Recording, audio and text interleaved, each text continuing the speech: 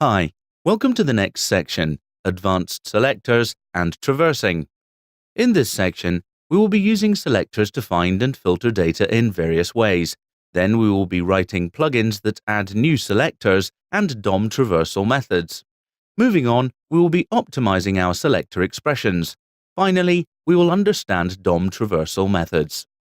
Now we move on to the first video, Selecting and Traversing Revisited. In this video, we will build a script that will provide yet more selecting and traversing examples to inspect. For our sample, we will build an HTML document containing a list of news items, so we create an index.html file and add this code. Here we have added those items to the table so that we can experiment with selecting rows and columns in several ways.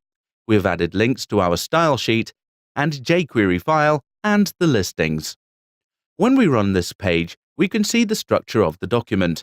The table has 4 columns representing date, headline, author, and topic, but some table rows containing a subheading of a calendar year instead of those 4 items.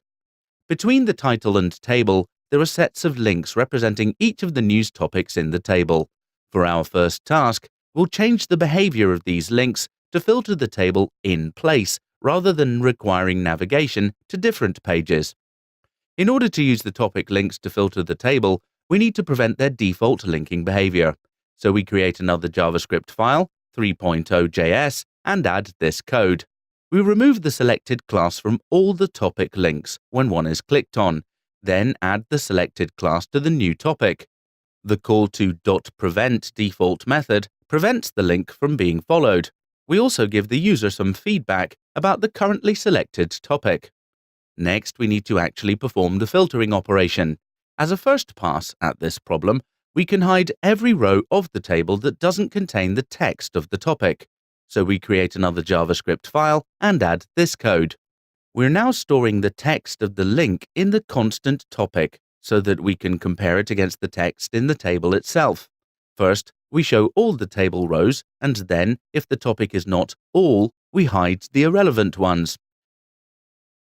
The selector we're using for this process is a little complex, though. We then filter this element set using the Has Custom selector. This selector winnows the currently selected elements down to those that contain the specific descendant. In this case, we're eliminating the header rows from consideration since they do not contain TD cells. The Contains custom selector matches just the elements that have given text string somewhere inside them. Wrapping this in a Not selector then gives us all the rows that don't have the topic string, so we can hide them. We refer this in our index file and then refresh the index.html page. This code works well enough, unless the topic happens to appear as part of a news headline, for instance. We also need to take care of the eventuality that one topic is a substring of another. To handle these cases, we will need to execute code for each of the rows. So we create one more JavaScript file and add this code. This new code eliminates some of the complex selector expression text by adding DOM traversal methods. The .find method acts just like the space previously separating news and tr, but the .not method does something that not method can't do. Just as we saw with the .filter method, .not method can accept a callback function invoked once per element to be tested. If that function returns true, the element is excluded from the result set. Inside the .not method's filtering function, we examine the child elements of the row to find the 4th one, which is the cell in the topic column. A simple check of the text of this cell tells us whether the row should be hidden. Only the matching rows are displayed. We refer this on our HTML file and refresh the page. Now you can see that only matching details are shown. We saw that the even and odd custom selectors can make short work of this task, and that the CSS native nth child pseudo class can accomplish it as well. Let's try this. We create another JavaScript file and add this code. This straightforward selector finds every other table row, and since each year's news articles reside in their own T-body element, the alternation starts over again with each section. Refer this file and refresh the HTML page, and you can see that alternation starts over again with each section. For a more complicated row striping challenge, we can attempt to give the alt class to sets of 2 rows at a time. The first 2 rows will receive the class, then the next 2 will not, and so on. To achieve this, we will need to revisit filtering functions. So we create a JavaScript file 3.4.js and add this code. We don't need information about the element to determine if it should be included. Instead, we need to know its position within the original set of elements. The information is passed as an argument to the function, and we're calling it I. The I parameter now holds the 0-based index of the element. With this, we can use the modulo operator to determine whether we are in a pair of elements that should receive the alt class or not. We refer this file on our HTML page and refresh the page. Now we have stripes of 2 rows throughout the table. There are a couple of loose ends to clean up, however. Also, we should be skipping table header rows for consistent appearance.